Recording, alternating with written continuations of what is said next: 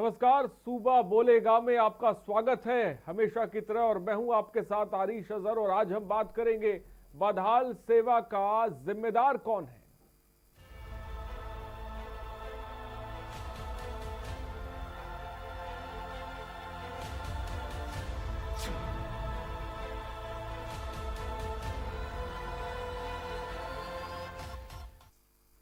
तो मेडिकल सुविधाओं के लिए अरबों का खर्च, जिला अस्पताल, ढेरों आधुनिक निजी अस्पताल, सैकड़ों डॉक्टरों की फेहरिस्त, फिर भी सूबे में मरीजों को इलाज मयसर नहीं हो रहा।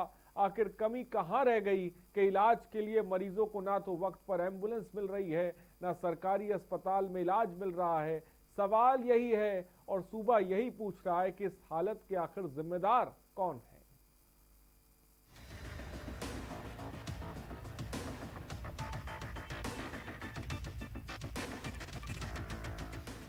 दो तस्वीरें, एक जिला, लेकिन हालात एक जैसे। बीमार और खस्ता हाल हो चुके सिस्टम की ये वो तस्वीरें हैं जिसे दिखाने में भी अब शर्म आने लगी है।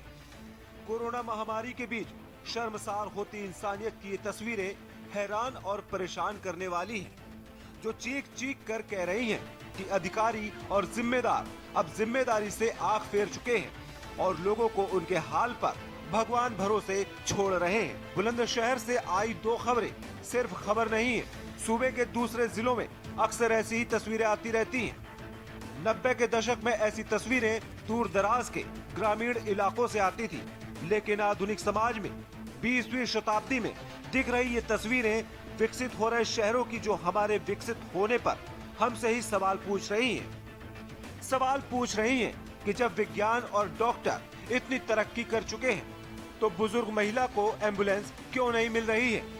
एक पोता अपनी दादी को ठेले पर लेकर क्यों घूम रहा है। बुलंदशहर के खुर्जा में स्वास्थ्य विभाग की लापरवाही की तस्वीर ऐसी है कि फोन करने पर भी एम्बुलेंस नहीं पहुंचती और सरकारी अस्पताल पहुंचने पर इलाज नहीं मिलता। हमारी दादी है, एम्बुलेंस वाले आ ना रहे। फोन करने के बावजूद कहाँ लेके गई ने? इन्हें हम सरकारी अस्पताल ले गए थे जनानी। फिर क्या कह दिया? वहाँ पे मना कर दिया, यहाँ से ले जाओ। क्यों? भगा दिए। वहाँ डॉक्टर नहीं था कोई? नहीं, डॉक्टर भी नहीं थे, देख नहीं रहे। अच्छा, मना कर दिया? मना कर दी। तो अब एम्बुलेंस को फोन किया, क्या कह दिया? वो मना कर रहा डायरेक्ट। क्या कह रहा? लग रहा दिखवा कर ला जब जाएगी एम्बुलेंस। अच्छा, 108 एम्बुलेंस नहीं आ 108 एम्बुलेंस नहीं आ रही। बुलंदशहर की दूसरी तस्वीर भी हैरान करने वाली है। शिकारपुर तहसील में लगाए गए संपूर्ण समाधान दिवस में 8 कोरोना मरीज पहुंच जाते हैं। समाधान दिवस में जब एंटीजन टेस्ट होता है तो 3 फरियादी और 5 तहसील कर्मचारी भी कोरोना पॉजिटिव निकलते हैं। आनन फानन में सभी 8 मरीजों को कोविड हॉस्पिटल में भर्ती किया गया। हालात सूबे के दूसरे जिलों के भी ऐसे ही हैं। कोरोना मरीजों के इलाज में हो रही लापरवाही और मौत के आंकड़े इस बात की तस्दीक कर रहे हैं कि स्वास्थ्य विभाग का स्वास्थ्य खुद अधिकारियों ने खराब कर दिया है। मरीज अब मरीज नहीं, एक छूत बन चुका है, जिसे दुत्कार कर उसके हाल पर छोड़ा जा रहा है।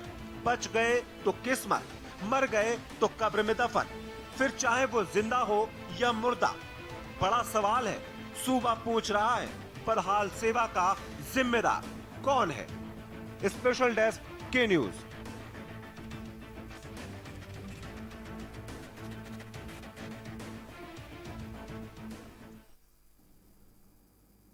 तो सूबा ये पूछ रहा है कि आखिर इस स्वास्थ्य सेवा का जिम्मेदार कौन है। जिस तरह से आपने देखा, बुलंदशहर की 2 तस्वीरें हमने आपको दिखाई, जहां पर एक महिला को ठेले पे रखकर इलाज कराने के लिए ले जाया जा रहा है। ना इस महिला को स्ट्रेचर मिल पा रहा है, ना इस महिला को एम्बुलेंस मिल पा रही है। ये स्थिति 20वीं सदी में एम्बुलेंस नहीं मिल पा रही है। सरकारी अस्पताल आखिर क्यों बीमार पड़े हुए हैं। सब कुछ ठीक की पोल खोलती ये 2 तस्वीरें बुलंदशहर की आपको दिखा रहे हैं।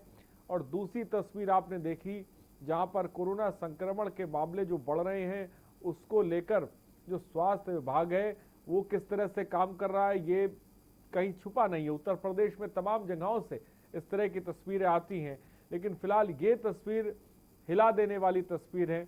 और ये कोई नई तस्वीर नहीं है, इससे पहले भी तमाम तरह की ऐसी तस्वीरें हम आपको दिखा चुके हैं। कहीं पर कोई अपने मरीज को कंधे पे लाद के ले जाता है, कहीं पर कोई जो है वो जो है रिक्शे में ले जाता है। और ये तस्वीर भी आप बुलंदशहर की देख सकते हैं कि ठेले पे मरीज को लाया गया है।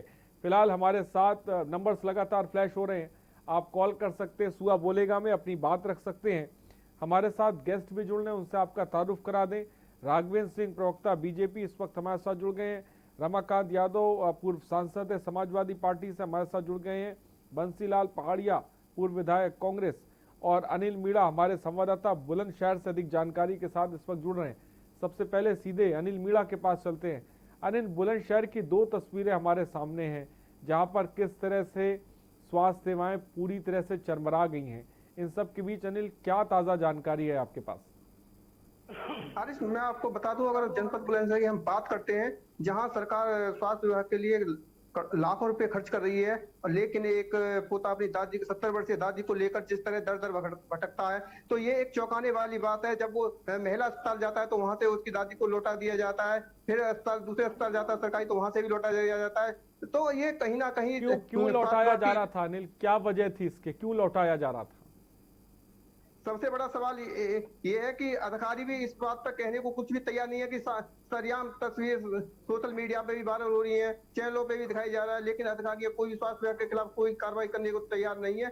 जबकि सरकार, योगी सरकार बार बार स्वास्थ्य विभाग के लिए लाखों करोड़ रुपए खर्च कर रही है और बड़े बड़े दावे करे जा रहे हैं कि लोगों को हर तरह की सुविधाएं, हर स्वास्थ्य विभाग के लिए हर तरह की सुविधा दी जाए। लेकिन जिस तरह से खुर्जा में एक ठेले पे अपनी दादी को लेकर खुर्जा में जिस तरह दर दर भटक रहा है, तो ये एक अपने आप में स्वास्थ्य विभाग की लापरवाही तो सामने काफी। अनिल मीणा, आपकी उन अस्पतालों के डॉक्टर से बात हुई? क्यों आखिर ये मरीज को नहीं ले रहे हैं? क्यों स्ट्रेचर मुहैया नहीं करा पाए? क्यों एम्बुलेंस नहीं दे पाए? इसको लेकर वो क्या कुछ कह रहे हैं?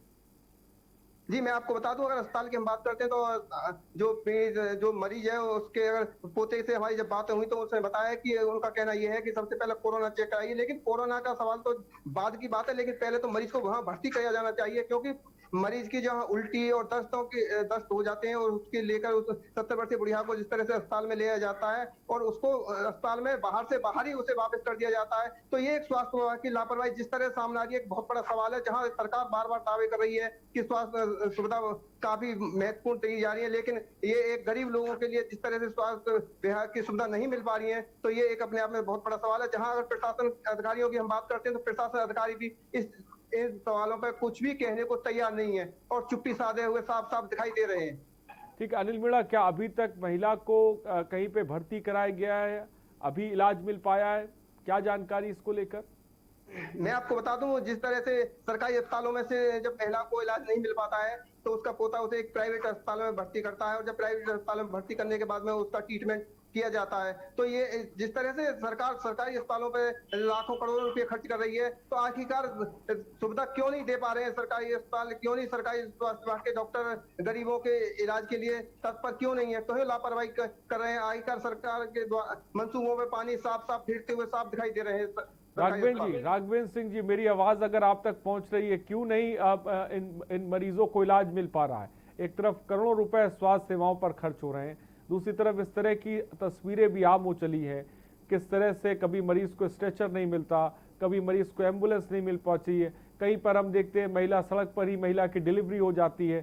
तमाम ऐसी खबरें हैं, आखिर क्या वजह है इसकी? राघवेंद्र बताएं। देखिए,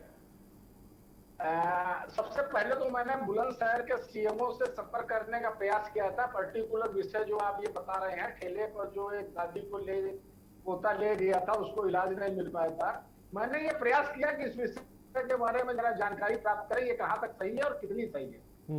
तो सीएमओ से संपर्क मेरा नहीं हो पाया, क्योंकि मुझे जब ये आपके यहाँ आमंत्रित किया गया 1 घंटे पहले किया गया, तो मतलब सही गलत इसमें क्या देखना चाहते हैं राघवेंद्र जी? क्या आपको इसमें गलत नजर आ रहा है, ये भी बता दीजिए हमें। किसी तरीके से अगर आप भारतीय जनता पार्टी के उत्तर नहीं, एक मरीज ठेले पे लेटा हुआ है, उसको लेके परिवार जा रहा है, इसमें गलत क्या नजर आ रहा है आपको? देखिए, हमारी सरकार ईमानदारी से काम कर रही है। हम मान गए राघवेंद्र जी, ईमानदारी से काम करें। गलत क्या है ये बता दीजिए, इस तस्वीर में गलत क्या है, मैं ये जानना चाहता हूं। दर्शक इस वक्त देश आपको सुन रहा है, आपने सीएमओ से बात करने की कोशिश की, सीएमओ ने फोन नहीं उठाया, लेकिन मैं आपसे सिर्फ ये जानना चाहता हूं, इस तस्वीर में आपको गलत क्या नजर आ रहा है? क्या झूठ नजर आ रहा है, क्या फरेब नजर आ रहा है, बस हमें ये बता दीजिए। हमारी सरकार 100% सेवाएं देने का पूरा प्रयास कर रही है और दे भी रही है। हमारी सरकार ईमानदारी से सख्ती का भी पालन कर रही है। तो सीएम और डीएम या एसएसपी कोई अपने काम सही ढंग से नहीं कर रहा है, उसे तत्काल हटाया जा रहा है, सस्पेंड किया जा रहा है। हमारी योगी सरकार ईमानदारी से काम कर रही है। पूरे उत्तर प्रदेश से जब किसी समय मात्र 6 टेस्ट हुआ करते थे, आज मैं अपना सीना गर्व से बुलाकर कहता हूँ 2.25 लाख पे कोरोना के टेस्ट हो रहे हैं। ईमानदारी से काम हो रहा है। एक केस के बारे में जैसे आपने ये घटना बताई, निश्चित रूप से ऐसा नहीं होना चाहिए, लेकिन अगर आप एक विषय को लेकर के पूरी सरकार को कटघरे में खड़ा करेंगे तो ये हमें न्याय संगत नहीं लगता है। लेकिन मैं आपको चैनल के माध्यम से आपको आश्वस्त करना चाहता हूँ, इस विषय को मैंने संज्ञान में ले लिया है। इसको उचित जगह उचित पूर्व में इसमें चर्चा करूंगा। अगर इसमें कहीं ना कहीं सीएम या डीएम कोई इसमें दोषी पाया गया तो ये यकीन मानिए इस पर निश्चित रूप से ईमानदारी से कार्रवाई की जाएगी। बंसीलाल जी क्या कहेंगे आप जवाब में, बताएं। बंसीलाल पालिया जी, मेरी आवाज आप तक पहुंच रही है? जी जी, क्या कहेंगे? राघवेंद्र सिंह जी जो बात ईमानदारी की और बड़ी बड़ी बातें कर रहे हैं तस्वीरों के सामने, आप क्या कहेंगे? राघवेंद्र जी की मुझे पता नहीं, मैं फोटो नहीं देख पा रहा हूं, उनकी उम्र क्या है। मैं 2012 से 17 तक एमएलए रहा।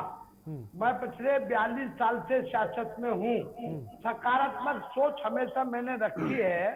मैं राघवेंद्र जी से पूछना चाहता हूँ, पूरे देश में नरेंद्र मोदी जी हो चाहे योगी जी हो, यदि एक भी हॉस्पिटल की आधारशिला या उद्घाटन इन्होंने किया हो, इन अस्पतालों के बारे में ही नहीं, सारे मामलों में भ्रम फैलाना, झूठ बोलना, पुरानी चीजें जो रिपीट हो रही है, चाहे हॉस्पिटलों की बिल्डिंग है, स्टाफ है, भर्ती है, पुरानी है, नई है, इन्होंने कुछ नहीं किया है। ये झूठों के चैंपियन हैं, बड़ी सफाई से झूठ बोलते हैं। मैं विधायक आप पिछले 25 सालों से क्या कर रहे हैं? आपने अगर बहुत ये बेईमानों के बेईमान वर्ग में कोई नहीं है। सरकार को कांग्रेस को क्यों नकारे हुए हैं? आप ये बताइए, उत्तर प्रदेश की जनता आपकी पार्टी को क्यों नकारे हुए हैं? आप लोग आकर भ्रष्टाचार में घुसे हुए हैं। आपके राष्ट्रीय अध्यक्ष आधी कांग्रेस को बेल पड़े, आधी कांग्रेस जेल में है। मैं कहना नहीं चाहूंगा वो आगे की, आप ईमानदारी से बात करिए। आप विधायक रहे हो। पहले तो तस्वीरों को लेकर आप अपनी बात रखिए। जिस तरह की तस्वीरें सामने आ रही हैं, स्वास्थ्य सेवाएं जो चरमरा गई, उसको लेकर क्या कहना चाहेंगे? पहले इसको मैं जानना चाहूंगा आपसे, इसको लेकर अपनी बात रखिए। बेईमानों के चैंपियन है, इनसे बड़ा बेईमान मुल्क में नहीं, दुनिया में कोई नहीं होगा।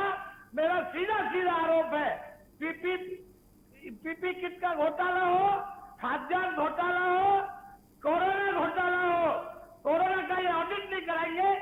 आज दुनिया में सबसे बड़ी भ्रष्ट कोई पार्टी है तो उसका नाम भारतीय जनता पार्टी है। ठीक है बंसीलाल जी, मैं आपके पास आऊंगा। ठीक है, आपकी बात आ गई।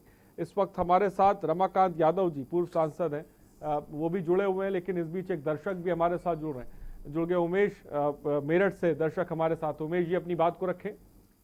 नमस्कार साहब जी नमस्कार, बोलिए।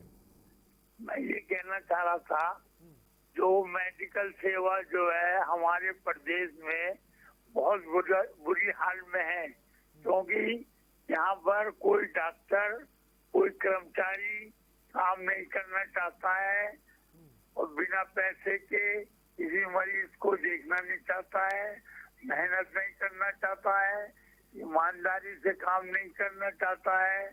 इतनी अच्छी सैलरी ले रहे हैं फिर भी कोई काम नहीं कर रहा है। इसका मेन कारण ये है कि हमारे प्रदेश के जनप्रतिनिधि पर ध्यान नहीं देते हैं। इस वजह से ये स्थिति हो गई है कि हमारे प्रदेश में मेडिकल व्यवस्था। ठीक है उमेश जैन जी, बहुत बहुत शुक्रिया हमसे जुड़ने के लिए, अपनी बात रखने के। राघवेंद्र सिंह जी, तमाम दर्शक जो जुड़ेंगे आप सुनते रहिएगा, वो स्वास्थ्य सेवाएं उत्तर सूबे के तमाम जगहों से बताएंगे और आप सुनते रहिएगा। मैं चाहूंगा कि आप बात बताएं भी, सरकार के नुमाइंदे इस वक्त आप बैठे हुए हैं और सूबा बोलेगा कि ऐसी डिबेट होती है जिसमें दर्शक भी हमारे साथ जुड़ते हैं, वो भी आपसे सवाल पूछेंगे, वो भी आपको तस्वीर बताएंगे, उसमें भी आप सच और गलत तलाशिएगा। फिलहाल इस वक्त हमारे साथ रमाकांत यादव जी भी जुड़े हुए हैं। रमाकांत यादव जी, इन तस्वीरों को देखकर आप क्या कहेंगे? सबसे पहले पहले तो आपको धन्यवाद हम देते हैं जो आपने इस चर्चा का विषय उठाया है। और आप बार बार ये कह रहे हैं कि बुलंदशहर में एक नौजवान लड़का अपनी दादी को 80 साल की उम्र की दादी को लेकर रिक्शे पर दौड़ रहा है, ठेले पर लेके दौड़ रहा है और उसको इलाज नहीं हो पा रहा है। और हमारे तमाम साथियों ने, भारतीय जनता पार्टी के साथियों ने कहा कि बहुत कड़ाई के साथ पालन हो रहा है। लेकिन मैं इस बात को जानता हूँ, आप भी सीएमओ को दोषी बना रहे हैं और लोग भी बना रहे हैं, मैं सीएमओ को दोषी नहीं बनाता हूँ। इसलिए कि मैं जानता हूँ जो सरकारी कर्मचारी होता है वो सरकार के इशारे पर काम करता है। जिस तरीके से घोड़ा है, घोड़े की सवारी करने वाला अगर अच्छा है तो घोड़ा बहुत अच्छी चाल में चलता है, और अगर सवार अच्छा नहीं है तो निश्चित रूप से घोड़ा इधर उधर करके उस घोड़सवार को भी गिराता है। और ये पहली घटना नहीं बुलंदशहर की। आपने देखा हमारे वर्तमान मुख्यमंत्री के क्षेत्र में 2 वर्ष पहले तमाम लड़के जो ऑक्सीजन की कमी से गोरखपुर में कई दर्जन बच्चे अपने प्राण को त्याग दिए थे। तो ये कोई बड़ी बात नहीं है। और जहां तक हमारे कांग्रेस के साथी ने कहा कि सरकार ने न कोई शिलान्यास किया है न उद्घाटन किया है, शिलान्यास तो नहीं किया है लेकिन उद्घाटन का जहां तक सवाल होता है, माननीय अखिलेश जी ने मेट्रो बनाया, उद्घाटन किया, पूर्वांचल एक्सप्रेस बनाया, अखिलेश जी ने उद्घाटन इन लोगों ने किया। तो एक ये मंशा सरकार के अगर सही हो तो सीएमओ अपने आप सही हो जाता है, अपने आप दवाई इलाज मिलती है। रहे 5 साल तक मुख्यमंत्री रहे अखिलेश जी, कभी ये शिकायत नहीं आई। लेकिन जब से सरकार आई है को लेकर आपकी सरकार में भी सवाल लगातार उठते रहे रमाकांत जी। ऐसा नहीं है कि सिस्टम बहुत बदल गया हो, तस्वीर बहुत बदल गई हो। फिलहाल आशीष कानपुर से एक दर्शक इस बीच हमारे साथ है, मैं आऊंगा आपके पास। आशीष जी अपनी बात को रखें रामपुर से। सर मेरा सवाल राघवेंद्र जी से है। जी पूछिए। हेलो जी पूछिए। सर मेरा सवाल राघवेंद्र जी से ये है कि उत्तर प्रदेश में जिस तरह से पदहाली की व्यवस्था कर रखी है, कोविड में मरने वाले किसी और घर के और लाश किसी और घर के दे दी जाती है, इस तरह की भी लापरवाही बरती जा रही है सर। इसके लिए मेरा सवाल राघवेंद्र जी से। ठीक है, बहुत बहुत शुक्रिया आशीष हमसे जुड़ने के लिए। आशीष रामपुर से दर्शक जुड़े हुए थे। राघवेंद्र जी आपने सवाल साफ तौर पर सुना होगा कि अव्यवस्थाएं तमाम जगह पर हैं। हम व्यवस्थाओं की बात कर रहे हैं। रामपुर से दर्शक जुड़े हुए थे, वो कह रहे थे कि जो है पेशेंट की मौत हो जाती है और पेशेंट किसी का है लेकिन दे किसी को दिया जाता, ये भी स्थिति देखने को मिल रही है। रामपुर से आशीष जुड़े हुए थे। वैक्सीन तैयार हो गई लेकिन हमारे भारत में, हमारे उत्तर प्रदेश में, हमारे भारत में आप एक चैनल पे, जिम्मेदार चैनल पे बैठे क्या आप बोल रहे हैं? कहाँ वैक्सीन तैयार हो गई है? कम से कम आप अपने पूर्व सांसद है, कुछ सोच समझ के बोला करिए, बात आगे करिए। कम से कम कुछ बोला करिए सोच समझ के। पूर्व सांसद है, जनप्रतिनिधि रह चुके हैं, क्या बोलने लगते हो कुछ भी? ठीक है, मैं आऊंगा। दर्शक कैलाश झांसी से एक दर्शक इस बीच हमारे साथ है। कैलाश जी अपनी बात को रखें।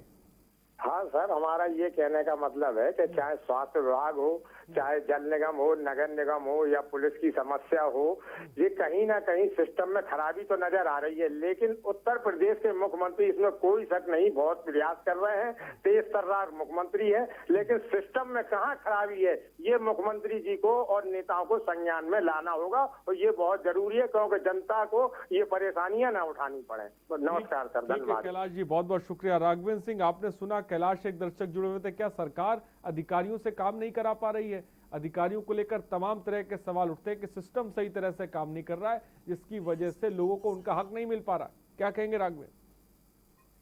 देखिए श्रीमान जी, हमारी सरकार चाहे स्वास्थ्य सेवा हो, अराजकता हो, चाहे भ्रष्टाचार हो, 0 टॉलरेंस नीति के तहत काम कर रही है और ईमानदारी से काम कर रही है। महज 1-2 घटनाओं के माध्यम से पूरी सरकार को घटनाएं नहीं राघवेंद्र जी, मैं बैठे बैठे आपको कई घटनाएं गिना दूंगा। आप सुबह सुबह अखबार भी पढ़ते होंगे। कल की खबर है जहां पर महिला की सड़क पर डिलीवरी हो जाती है। ये खबर आप देख रहे हैं जहां पर ठेले पे एक मरीज को ले जा रहे हैं, एम्बुलेंस नहीं। ऐसी तमाम खबरें हैं जहां पर कॉल पे कॉल की जाती है लेकिन एम्बुलेंस नहीं मिलती है। टोल फ्री नंबर पे कॉल की जाती है, एम्बुलेंस नहीं मिलती है। तमाम मरीज परेशान हैं। आप क्या एक खबर की बात करें? मैं को ये खबर की बात, तमाम खबरें हैं, मैं डेटा रख सकता हूँ आपके सामने। क्या कह रहे हैं आप राघवेंद्र जी? नहीं, ईमानदारी से मैं कह रहा हूँ हमारी सरकार बेहतर काम कर रही है। इससे पहले की सरकारें, समाजवादी पार्टी की सरकार मैंने देखी, बहुजन समाज पार्टी की भी सरकार देखी। अभी रमाकांत यादव जी कह रहे थे मेरी सरकार बहुत बेहतर थी। मैं एक बात कहना चाहता हूँ रमाकांत यादव जी से, मुझे याद है जब यहाँ पर हजरतगंज चौराहे में लखनऊ में एक सीओ को सफाई गुंडे लोग बांध करके वही चौराहे पर घुमा रहे थे, सीओ स्तर के व्यक्ति को, और समाजवादी पार्टी के कार्यकर्ता हंस रहे थे, और उस व्यक्ति के ऊपर जो समाजवादी पार्टी के गुंडे थे उनके ऊपर आज तक कार्रवाई नहीं हुई। अराजकता का दूसरा नाम समाजवादी पार्टी थे, भ्रष्टाचार का दूसरा नाम बहुजन समाज पार्टी था। मैं ईमानदारी से कहना चाहता हूँ हमारी सरकार जो है इन विषयों पर, चाहे अराजकता हो, चाहे भ्रष्टाचार हो, चाहे स्वास्थ्य सेवाएं हो, जीरो टॉलरेंस नीति को लेकर के काम ठीक है, मैं आऊंगा उमेश बुलंदशहर से, एक दर्शक इस बीच हमारे साथ। उमेश जी अपनी बात को रखें। सरकार बेहतर कार्य कर रही है, पर सर अधिकारी या जो स्वास्थ्य विभाग ये सर बेहतर काम नहीं कर पा रहे हैं।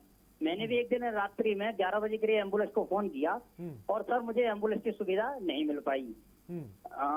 ऐसा मैंने कई अनेक घटनाएं देखी हैं सर। अधिकारी वर्तमान में अधिकारी सुनने को तैयार नहीं है और अपनी जो जिम्मेदारी है उससे कहीं ना कहीं अधिकारी भागते हुए नजर आते हैं सर ऊपर। ठीक है, बहुत बहुत शुक्रिया उमेश जी। सुमेर राजस्थान से दर्शक हमारे साथ हैं। सुमेर जी अपनी बात को रखें। मैं आऊंगा राघवेंद्र जी आपके पास, दर्शकों को ले लेता हूं। सुमेर जी अपनी बात को रखें। हाँ जी, धन्यवाद आपके चैनल को जो इस प्रकार से आप ये न्यूज दिखा रहे हो। मैं तो यही कहना चाहूंगा कि सरकार के पास कुछ नहीं है, ये थोथे वादे कर रही है, घोषणाएं दिखा रही है और धरातल पे इनसे कोई काम नहीं हो रहा। सरकारी कर्मचारी अधिकारियों के ऊपर ये ठीकरा फोड़ते हैं तो वो बहुत ही गलत है। ये बिल्कुल फेलियर है। जनता का इनको कोई ध्यान नहीं है, कुछ भी नहीं इनके पास। धन्यवाद। ठीक है, बहुत बहुत शुक्रिया सुमेर जी हमसे जुड़ने के लिए, अपनी बात रखने के लिए। तो नंबर्स लगातार फ्लैश हो रहे हैं, आप कॉल कर सकते हैं सुबह बोलेगा में, अपनी बात रख सकते हैं। हमारे साथ अनिल मीणा हमारे संवाददाता भी जुड़े हुए हैं। अनिल, बुलंदशहर में स्वास्थ्य सेवाओं का क्या हाल है, चाहे वो कोरोना पेशेंट के हम मरीजों की बात की जाए या फिर दूसरे बीमारियों से जो पीड़ित लोग हैं उनको बुलंदशहर में जिला अस्पतालों में किस तरह का इलाज मिल रहा है, इसके बारे में अनिल बताएं।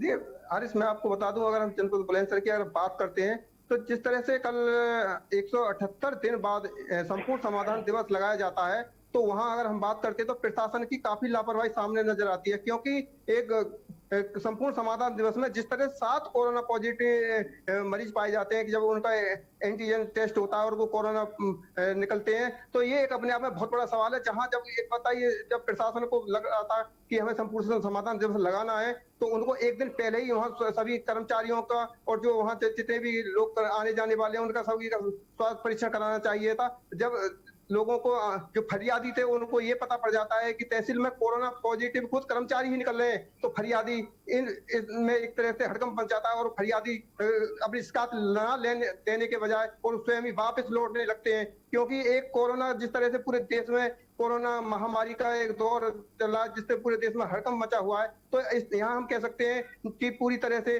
जिला प्रशासन की कहीं बहुत बड़ी लापरवाही यहाँ है। जिस तरह से उन्होंने बिना सोचे समझे जिस तरह से संपूर्ण समाधान दिवस लगाया और बिना चेक कराए संपूर्ण समाधान जिस तरह से लगाया, तो वहाँ जिस तरह कर्मचारियों 7 कर्मचारी पॉजिटिव निकलना एक अपने आप में बहुत बड़ा सवाल है। और जिला अस्पतालों पे ठीक है, मैं आपके पास आऊंगा अनिल। इस वक्त गाजियाबाद से वीके एक दर्शक हमारे साथ जुड़ गए। वीके जी अपनी बात को रखें। मैं ये कह रहा हूँ कि गाजियाबाद में स्वास्थ्य सेवाएं बिल्कुल जो है बदतर हालत में है। भले ही जो है मुख्यमंत्री जी घोषणा करते रहे और तमाम तरह की बातें करते रहे, लेकिन धरातल पर कुछ नहीं है। क्या आपको नजर नहीं आ रहा, किस तरह की दिक्कतें गाजियाबाद में नजर आ रही, बता सकते हैं आप? जो कोविड टेस्ट है उसके संबंध में जो है अनाप शनाप पैसे जो है लोगों से लिए जा रहे हैं और जो घोषणा की है कि एक लिमिटेड पैसा लिया जाएगा वो भी जो है कुछ नहीं है। और कुछ लोग तो जो है अस्पताल के बाहर जो है बरामदे में पड़े रहते हैं और उन्हें जो है डॉक्टर्स अटेंड करने वाले नहीं हैं। ठीक है, बहुत बहुत शुक्रिया बीके जी हमसे जुड़ने के लिए। राघवेंद्र जी, लगातार दर्शक जुड़ रहे हैं, अपनी बात रख रहे हैं। इस बीच बंसीलाल जी भी हमारे साथ हैं। बंसीलाल जी, राघवेंद्र जी को आपने सुना था जहां पर वो कह रहे थे नहीं टोल फ्री नंबर भी लगता है, एम्बुलेंस भी मिलती है, लेकिन दर्शक जो है वो कुछ और ही बयां कर रहे हैं, क्या कहेंगे? देखिए ऐसा है, राघवेंद्र जी अपनी बात कह रहे हैं, कहें। अभी ये बार बार बीच में जो दूसरे के बोल जाते हैं, इनको नहीं बोलना चाहिए। मैं इनसे प्रश्न करना चाहता हूँ, राघवेंद्र जी, 6.5 वर्ष की मोदी सरकार में 3.5 वर्ष की कोई भी परियोजना हो, विशेष तौर पर अस्पताल, आपने कोई नया काम किया हो तो कृपया उसका उल्लेख करने का आपसे कह रहा हूँ।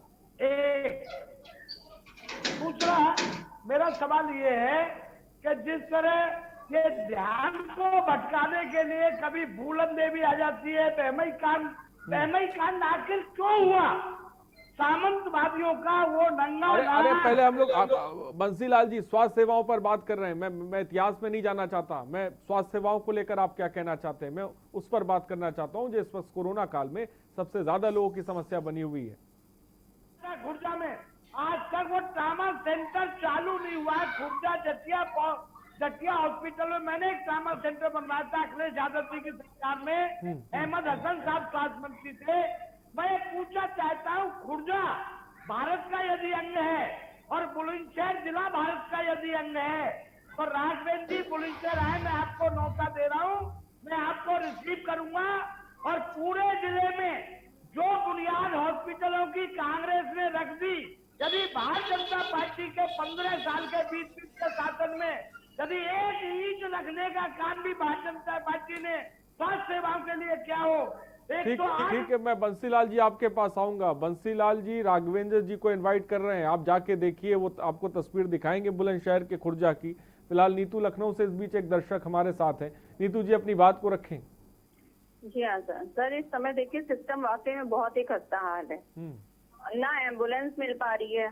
अब आप एम्बुलेंस क्या मिलेगी सर बताइए, जब एम्बुलेंस चालकों को वेतन ही नहीं मिल पा रहा है तो वो बार बार हड़ताल पर चले जा रहे हैं। 181 हेल्पलाइन की हालत ये है कि आज भी कार्यकर्ताएं प्रदर्शन कर रही हैं कि क्या कहते हैं, उनको सैलरी नहीं मिल रही है। पिछली सरकारों को अगर कहते हैं सर, तो कांग्रेस ने सर एम्स दिया, बहुत सी सुविधाएं ऐसी दी हैं जनता को जो जनता आज भी उसका इस्तेमाल कर रही है। खुद सर ये बीजेपी के लोग भी उसको इस्तेमाल कर रहे हैं। इन्होंने तो सर सिर्फ बेचा है। और सर पिछली सरकारों को अगर कहते रहेंगे तो कम, ये 6 साल हो गए केंद्र सरकार को, 4 साल लगभग हो चुके हैं राज्य सरकार को। तो सर ये कुछ काम करें, कब तक कहते रहेंगे? विपक्ष से हम सवाल थोड़ी ना पूछेंगे सर, हम तो वर्तमान सरकारों से सवाल पूछेंगे, क्योंकि हम लोगों ने भाई इनको बनाया, भाई वो अच्छी नहीं थी सरकार ने, तभी तो इनको लाए थे हम लोग। तो सवाल किससे पूछे जाएंगे? और सवाल पूछिए तो सर हम लोग देशद्रोही हो जाते हैं, जबकि हम ही ने इनको चुना है। ठीक है, बहुत बहुत शुक्रिया नीतू हमसे जुड़ने के लिए, अपनी बात रखने के लिए। सुबह बोलेगा में रुकते हैं एक छोटे से ब्रेक के लिए। सवाब और जवाब का दौर लगातार जारी है, रुकते हैं छोटे से ब्रेक के लिए।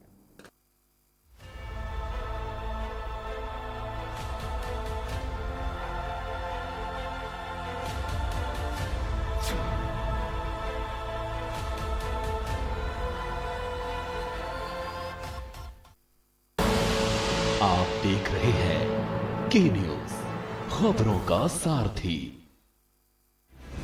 GGS Education Group launches 20% discount on academic fee of courses MBA, BBA, BCA, BFSI and GM, D Pharma, B Pharma. Offers best infrastructure, best transport facility, best academic service and best placement service. Register today to avail 20% discount. Call 9971 496 497 or visit the campus Kanpur Lucknow Highway near Unnao. GGS Education Group. खुदी को आजमाया है तो ये अंदाज आया है, खुदी को आजमाया है तो ये अंदाज आया है। तुम में भी मैं हूं, शुद्ध प्लस पान मसाला। लखनऊ के 23% real estate project red zone में रेरा की रिपोर्ट से चौंकाने वाला खुलासा। देखिए रेरा का रेड जोन, सरकारी विभाग प्राइवेट बिल्डरों से भी आगे। आज शाम 6 बजे सिर्फ के न्यूज पर। आप देख रहे हैं के न्यूज, खबरों का सारथी।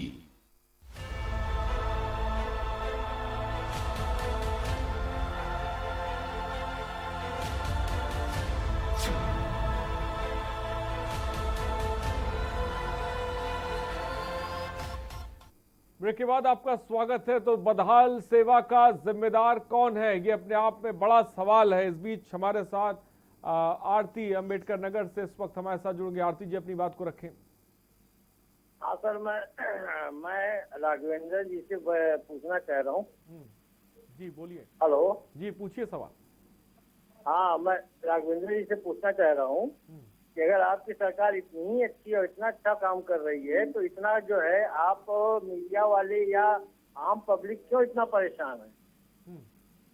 राघवेंद्र जी बता दीजिए आप, अगर आपकी सरकार इतनी ईमानदारी से इतनी अच्छी तरह से काम कर रही है तो हम खबरें क्यों दिखा रहे हैं, लोग हमें फोन क्यों कर रहे हैं, आवाज क्यों बुलंद कर रहे हैं, इसके बारे में बता दीजिए।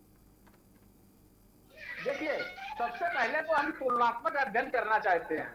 अगर हम ईमानदारी से ध्यान दें, वहाँ जो दिल्ली की आबादी है मुश्किल से 2-2.5 करोड़ है। वहाँ पर 5,000 लोग एक्सपायर हो चुके हैं। वैसे तो एक भी आदमी मरता है तो सरकार को कटघरे में खड़ा किया जाना चाहिए।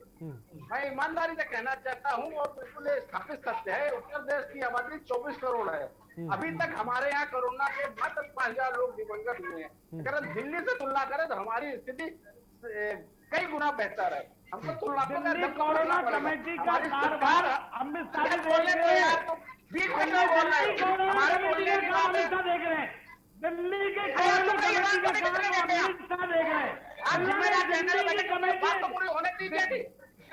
दिल्ली कोरोना का सारा जुम्मा अमित शाह के हाथ में, अमित शाह दे दिया, अमित शाह देख रहे हैं कोरोना का काम दिल्ली का। ठीक है, बोलिए राघवेंद्र जी अपनी बात। भाई हमारी सरकार जो है ईमानदारी से इस क्षेत्र में काम कर रही है। मैंने आंकड़े बता दिए, अगर दिल्ली से तुलना करते हैं तो उत्तर प्रदेश में 100 गुना बेहतर स्थिति में है। जीरो टॉलरेंस नीति की तरह स्वास्थ्य सेवाओं को लेकर के हम लोग काम कर रहे हैं। किसी भी समय मात्र 6 या 7 टेस्ट हुआ करते थे, आज की तारीख में लगभग 2 लाख टेस्ट हो रहे हैं। हमारी सरकार डोर टू डोर ना जाके टेस्ट कर रही है और रैंडम चेकिंग भी कर रही है और ईमानदारी से काम कर रही है। हमारे योगी जी जब उनके पिताजी राघवेंद्र जी, ये भी तो है ना कि प्राइवेट जो हॉस्पिटल वाले हैं वो जमकर उगाई भी कर रहे हैं। ये भी तस्वीरें हैं, ये भी तस्वीरें, इसको लेकर भी तो बता दीजिए। उनको लेकर गाइडलाइन क्यों नहीं है प्राइवेट हॉस्पिटल के लोग मान रहे हैं?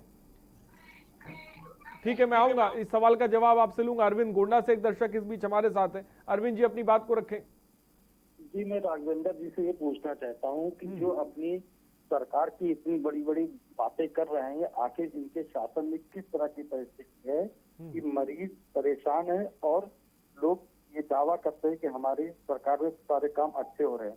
आज कोरोना जिस तरह से फैला हुआ है और उससे किसी तरह के नहीं, तो केवल कागजों में काम हो रहा है, धरातल से कोई काम नहीं हो रहा है। ठीक है, बहुत बहुत शुक्रिया अरविंद हमसे जुड़ने के लिए। राघवेंद्र जी, आपने सुना, दर्शक कह रहे हैं कि सिर्फ कागजों में काम हो रहा है, जमीन पर काम नहीं हो रहा है। और आपकी पूरा का पूरा ये सिस्टम एडमिनिस्ट्रेशन एक अदद पेशेंट को जो है स्ट्रेचर मुहैया नहीं करा सकता, एम्बुलेंस नहीं दे सकता, तो मैं क्या करूं ऐसे सिस्टम का और क्या करूं सरकार का, बता दीजिए आप।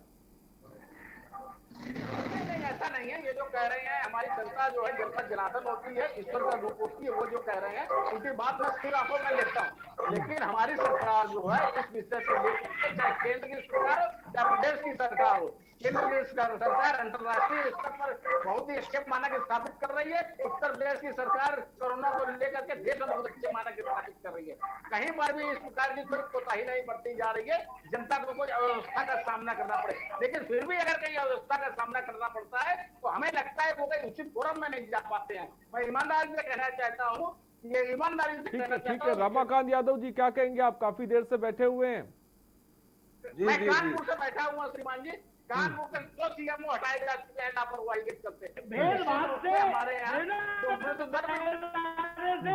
इनके अध्यक्ष से इनका कोई वास्ता नहीं है। हिंदू मुस्लिम पाकिस्तान और नेहरू फैमिली स्वास्थ्य सेवाएं नहीं,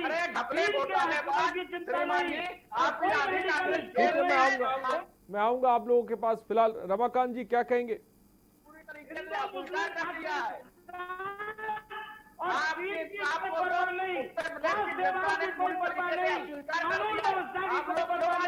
रमाकांत जी, मेरी आवाज आप तक पहुंच रही तो जवाब दें।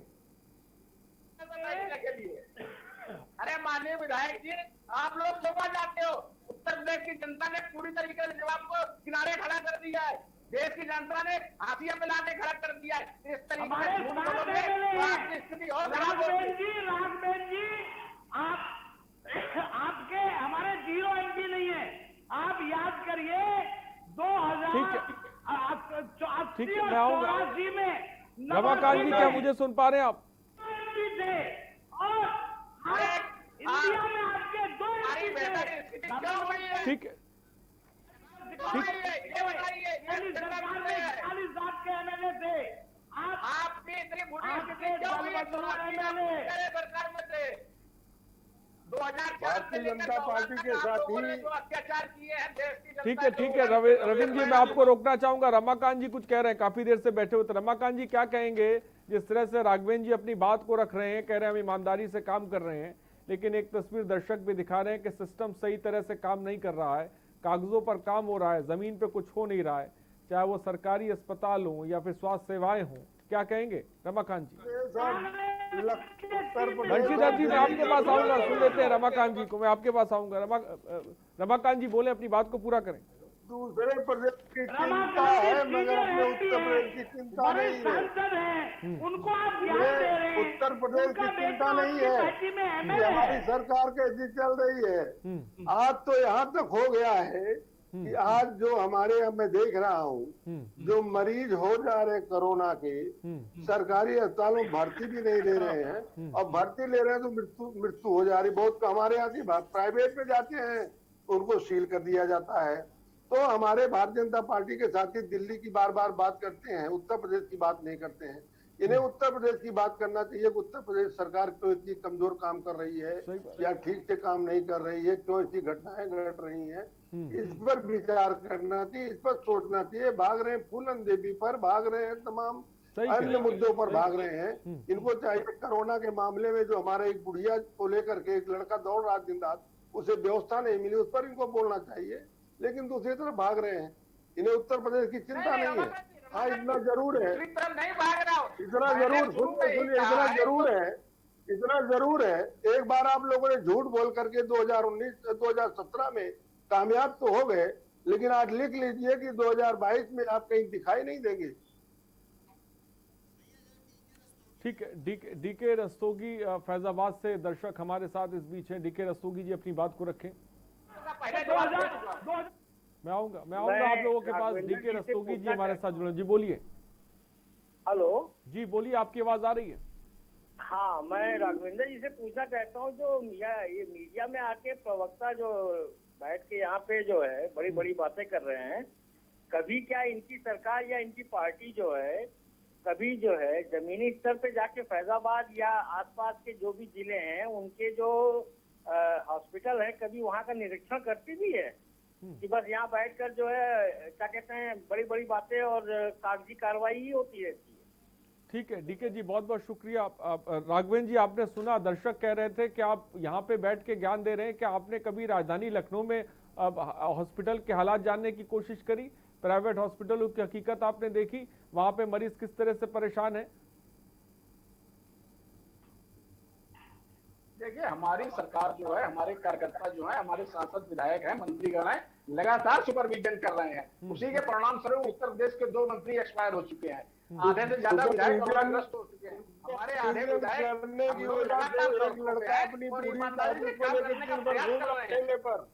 नहीं देते रमाकांत जी। आप हमारे इन लोगों के सुपरविजन होने के नाते जो है सरकार अपनी बूढ़ी दादी को लेकर दिन भर घूम रहा है।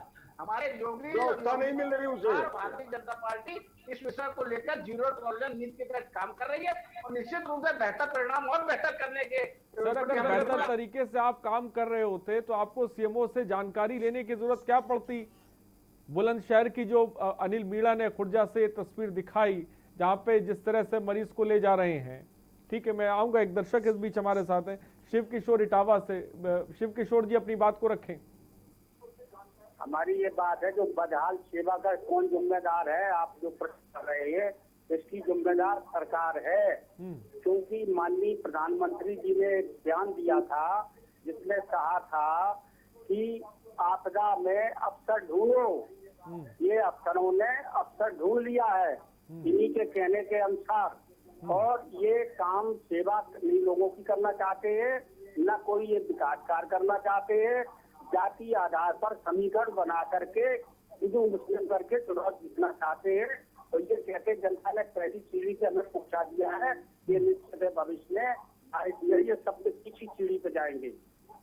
ठीक है, बहुत बहुत शुक्रिया डीके जी हमसे जुड़ने के लिए। तो तमाम दर्शक भी जुड़ रहे हैं। राघवेंद्र जी, आप सुन भी रहे होंगे, एक भी कॉल ऐसी नहीं आई है जो आपकी सरकार के उस सिस्टम के स्वास्थ्य सेवाओं की तारीफ कर रही हो। ये हकीकत है, ये सामने है। आपने कहा कि आप ईमानदारी से काम करें, मैंने चलिए मान लिया, लेकिन ये कॉलिंग प्रोग्राम है। और संजय कानपुर से भी इस बीच एक दर्शक हमारे साथ जुड़ गए, मैं आऊंगा आपके पास। संजय जी, अपनी बात को रखें।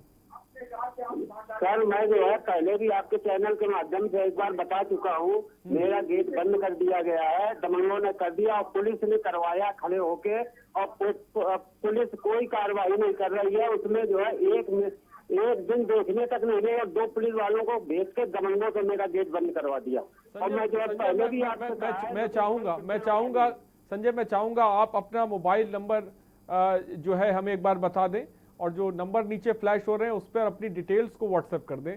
हम आप तक मदद पहुंचाएंगे अपने संवाददाता के माध्यम से। आपको व्हाट्सएप किया हुआ है, कुछ फोटो आपको व्हाट्सएप किया हुआ है, उसमें हमारा मोबाइल नंबर भी एक दूसरा वाला है जो लड़के ने किया है।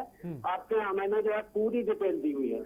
ठीक है संजय, हम आपकी प्रोग्राम के बाद हम आपसे बात करेंगे। फिलहाल बहुत बहुत शुक्रिया संजय हमसे जुड़ने के लिए। तो तमाम दर्शक राघवेंद्र जुड़ रहे हैं, अपनी समस्याओं को बता रहे हैं, पुलिस महकमे की समस्या भी बता रहे हैं। आप बताइए, मैं आपसे क्या पूछूं? आप ईमानदारी की बात कर रहे हैं, दर्शकों को आप सुन रहे हैं, वो एक अलग तस्वीर बता रहे हैं, और उसको लेकर आपका कोई रोड मैप नहीं है। बोलिए। देखिए, जो दर्शक संपर्क करेगा तो निश्चित रूप से वो शिकायत ही करेगा, ये बात सही है। तो हमारी तारीफ करने के लिए तो हमसे संपर्क करेगा नहीं। नहीं, काम करेंगे तो तारीफ भी की जाएगी, उसमें बुराई क्या है? अगर अच्छा काम होगा, अगर स्वास्थ्य सेवाएं लोगों को अच्छी मिलेंगी तो दर्शक तारीफ भी करेंगे, इसमें क्या है? वो खामियां ही क्यों निकालेंगे? तारीफ करते हैं, बाकी 90% जनता हाजिर आ चुकी है और तारीफ नहीं करेगी। वो 2000 चुनाव तक करेगी, आप तो परेशान है। अधीर मत होइए, हमारी सरकार 2022 में फिर आ रही है। अधीर मत होइए, हमारी सरकार फिर आ रही है।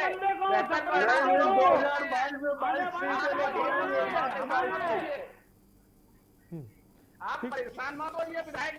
श्रवण बाराबंकी से दर्शक भी देखिए लगातार जुड़े। श्रवण बाराबंकी से बीच हमारे साथ हैं। श्रवण, अपनी बात को रखें। अयाज झांसी से इस बीच एक दर्शक। अयाज, अपनी बात को रखें जल्दी से।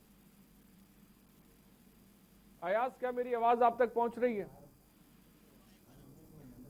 श्रवण एक बार फिर से हमारे साथ जुड़ गए। श्रवण, जल्दी से अपनी बात को रखें। श्रवण, क्या मुझे सुन पा रहे हैं आप?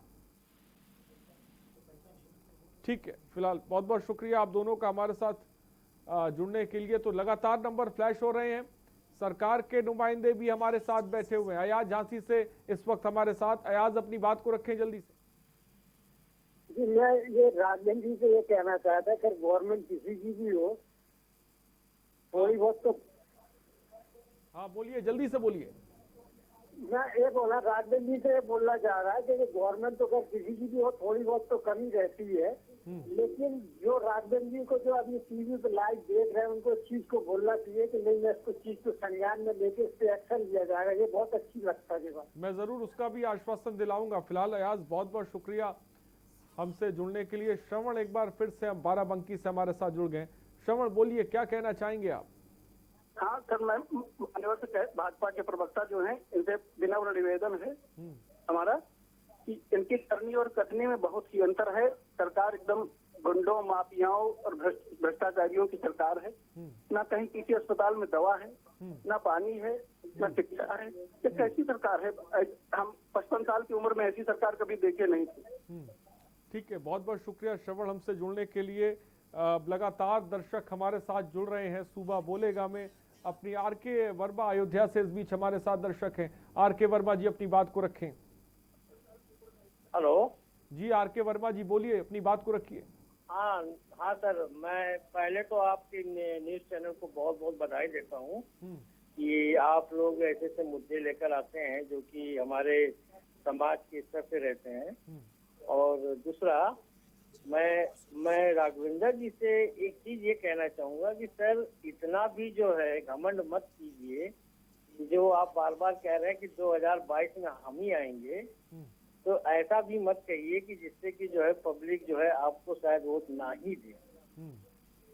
ठीक है, बहुत बहुत शुक्रिया हमारे साथ जुड़ने के लिए, अपनी बात रखने के लिए। तो तमाम दर्शक इस वक्त जुड़ने, अनिल मीणा हमारे संवाददाता भी इस वक्त बुलंदशहर से हमारे साथ हैं। अनिल, आपकी बात क्या सीएमओ से हुई? आपने ये तस्वीर के बारे में सीएमओ को बताया? क्या उनके संज्ञान में ये तस्वीर है जहां पर ठेले पे मरीज को रखकर परिवार के लोग ले जा रहे हैं, जहां पर जिला के अस्पताल उस पेशेंट को लेने को तैयार नहीं है? क्या कहना था अधिकारियों का? अरे मैं आपको बता दूं, अगर हम जनपद जिले सीएमओ की बात करें तो मैं सीएमओ को जब हमने फोन मिलाया तो सीएमओ ने हमारा फोन नहीं उठाया। और जब हमने कई बार फोन मिलाया लेकिन हमारा फोन उठाना, मीडिया का फोन उठाना सीएमओ ने उचित नहीं समझा। लेकिन अगर तस्वीरों की हम बात करें, जिस तरह से एक 70 वर्षीय पीड़ित महिला के लिए उसका पोता जिस तरह से 108 नंबर को फोन मिलाता है और 108 नंबर पे भी उसको बिल्कुल स्पष्ट शब्दों में मना कर दी जाती है कि गाड़ी नहीं जाएगी, तो ये कहीं ना कहीं एक अपने आप में बहुत बड़ा सवाल है। और स्वास्थ्य विभाग की लापरवाही की अगर हम बात करें तो देखिए, सरकारी अस्पताल जो सरकार लाखों करोड़ रुपया खर्च कर रही है इन पर, और जो जब मरीज अगर अस्पताल में जाता है उनको सुविधा मुहैया नहीं कराई जाती है, तो आखिर इन अस्पतालों का फायदा क्या है सरकार द्वारा जो लाखों करोड़ रुपए खर्च कर रही है अस्पतालों पर। ठीक है राघवेंद्र जी, आपने सुना 108 नंबर पे जब फोन किया एम्बुलेंस नहीं जाएगी ये बोला गया। हमारे संवाददाता ने जब सीएमओ से बात करने की कोशिश करी तो उन्होंने फोन नहीं उठाया। आपने भी शायद सीएमओ को, आप बता रहे थे प्रोग्राम से पहले, कॉल किया, आपका भी शायद फोन नहीं उठाया, आपकी बात नहीं हो पाई। तो कैसे चीजें बदलेंगी? देखिए, हमारी बात नहीं हो पाई थी, मेरे पास सीएमओ का नंबर उपलब्ध नहीं था। तो सरकार बदलेगी तभी बदलेगा, सब व्यवस्था बदलेगी। नहीं आ पाया था। लेकिन देखिए, इस विषय को जो आप कह रहे हैं ये बहुत संजीदा विषय है। इस विषय को मैंने संज्ञान में ले लिया है। इस विषय को उचित फोरम पे इस पर चर्चा की जाएगी। लेकिन मैं फिर ये कहना चाहता हूँ, अगर कोई ये घटना इस प्रकार की हो जाए, इस विषय को लेकर के पूरी सरकार को कटघरे में खड़ा किया जाए तो निश्चित रूप से मुझे नहीं लग रहा है ये कहीं न्याय बात है। हमारी सरकार स्वास्थ्य सेवाओं को लेकर के बहुत संजीदा है और ये हम लोग बहुत ही बेहतर तरीके से काम कर रहे हैं। 2 लाख टेस्ट पर डे हो रहे हैं, चाहे रैंडम चेकिंग हो, चाहे डोर टू डोर चेकिंग हो, चाहे हॉस्पिटल के माध्यम से चेकिंग हो। अभी एक जो है कोई कलर राम से बता रहे थे मैं ज्यादा पैसा दे के टेस्ट कराया है, तो हो सकता है वो किसी प्राइवेट हॉस्पिटल में चले गए हो और ज्यादा पैसा पड़ गया हो। अगर वो शिकायत भी मेरे पास तक ईमानदारी से व्यवस्थित रूप से आती है तो हॉस्पिटल ठीक है राघवेंद्र जी, श्याम लखनऊ से एक दर्शक हमारे साथ है। श्याम जी अपनी बात को रखें। हेलो जी बोलिए श्याम जी।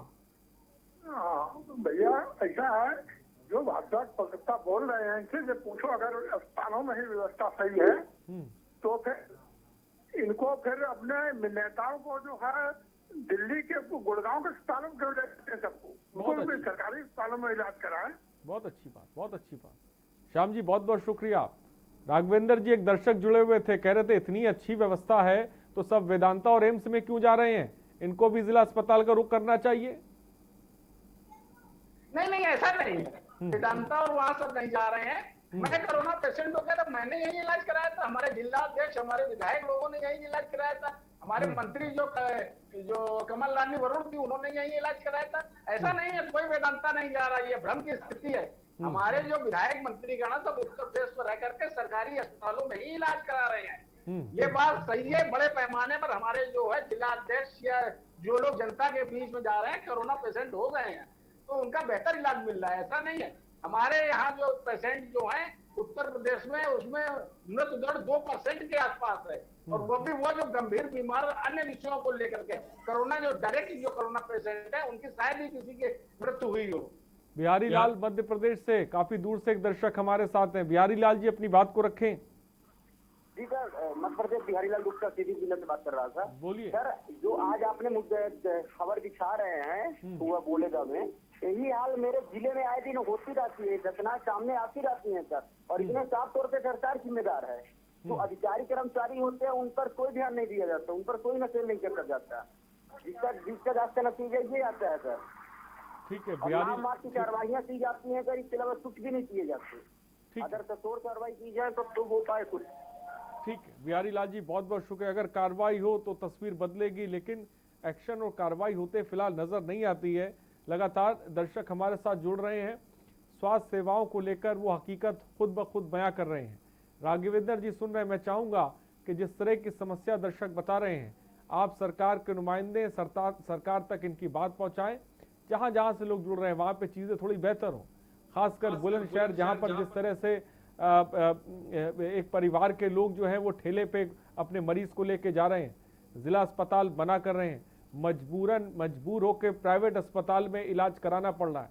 ये एक दो फोन कॉल नहीं, ये बड़ी तादाद में तमाम जगहों से लोगों ने फोन कॉल करी और एक ही सुर में सबके सब स्वास्थ्य सेवाओं को लेकर अपनी बात रख रहे हैं। और इस बीच हमारे साथ रमाकांत यादव भी जुड़े हुए हैं। रमाकांत जी, क्या कहेंगे? तमाम दर्शक जिस तरह से जुड़ रहे हैं, अपनी बात रख रहे हैं स्वास्थ्य सेवाओं को लेकर।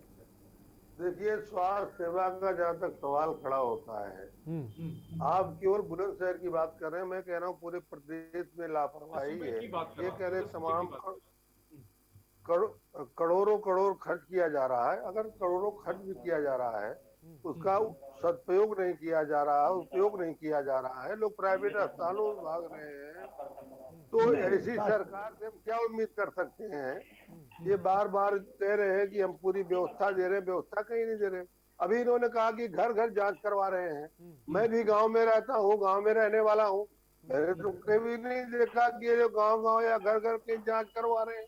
हाँ, एक कागज पे चल रहे हैं, मुजबानी चल रहे हैं, झूठ बोलने की आदती है, लोग झूठ बोलते हैं और झूठा काम करते हैं।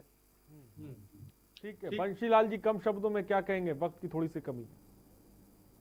जो बात कही, मेरे घर भी लोग आए थे, वो आंगनबाड़ी गायत्री आई थी और एक मशीन सी हाथ में ले रखी थी, वो माथे पे लगा दी और ओके।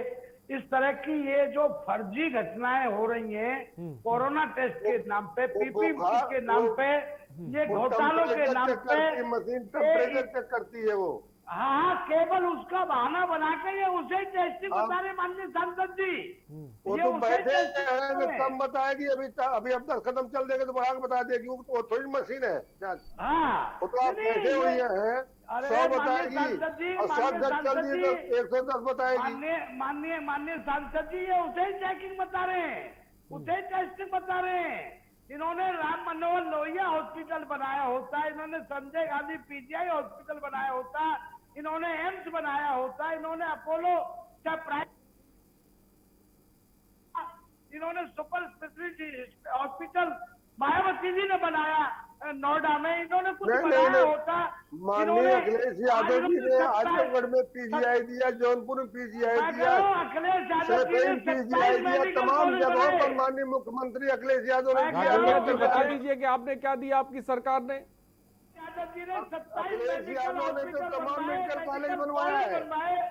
ये झूठों के चैंपियन। हमारे आजमगढ़ में मेडिकल कॉलेज अखिलेश यादव ने दिया, जौनपुर में अखिलेश यादव ने दिया, आपके सफाई में बनवाया, कहाँ नहीं, हर जगह पर बनवाया जहाँ सबका समझा है। ये तो दलित बैकवर्ड हिंदू मुस्लिम नेहरू फैमिली बस इसी पर टाइम काट रहे हैं। इनका कोई शासन चलाना नहीं आता, इनका कोई जनता से ताल्लुक नहीं है, इनका भारतीय जनता पार्टी का जो सिद्धांत है, देखना जानते हैं, जहाज देखना जानते हैं। राघवेंद्र जी बता दीजिए, आप पे इतने तरह के समाजवादी पार्टी और कांग्रेस निशाना साध रही है, क्या बनवाया आपने? बता दीजिए क्या बनवाया और वहाँ पे क्या व्यवस्थाएं हैं, तो हम भी अपने संवाददाता को भेज दें वहाँ पे। उद्घाटन भी दूसरों के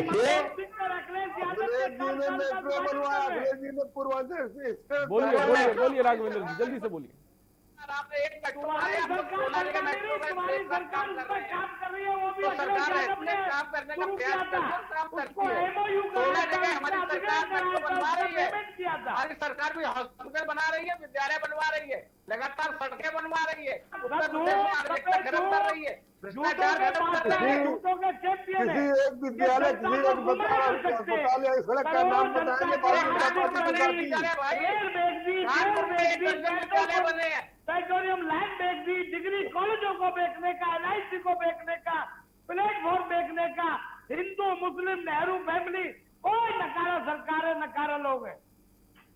ये तो केवल ये जानते हैं। ठीक है, चलिए आप सबों की बात आ गई, वक्त की फिलहाल बहुत कमी है। राघवेंद्र सिंह जी बहुत बहुत शुक्रिया आपका हमसे जुड़ने के लिए। मैं चाहूंगा कि आप सरकार तक इन तमाम दर्शकों की जो हमारे साथ जुड़े हैं, जिन्होंने अपनी बात रखी, जो समस्याएं बताई, उनको ऊपर तक पहुंचाएं और ज़मीनी स्तर पर मॉनिटरिंग हो, चीज़ें बेहतर हो, इसकी मैं कामना करूंगा। फिलहाल रमाकांत यादव जी बहुत बहुत शुक्रिया, बंसीलाल आपका बहुत बहुत शुक्रिया, अनिल मीणा आपका बहुत बहुत शुक्रिया हमारे साथ जुड़ने, तमाम आप सबों का फिलहाल बहुत बहुत शुक्रिया। तो सुबह बोलेगा में स्वास्थ्य सेवाओं का आपने हाल देखा, दर्शकों ने अपनी आप बीती सुनाई, आंखों देखा हाल भी बताया, लेकिन ये स्थिति बदलेगी कैसे, ये अपने आप में बड़ा सवाल है। और इन बदहाल सेवाओं का आखिर जिम्मेदारी कौन लेगा, ये भी अपने आप में बड़ा सवाल है। सुबह बोलेगा में इतना ही, बने रहिए हमारे साथ, नमस्कार।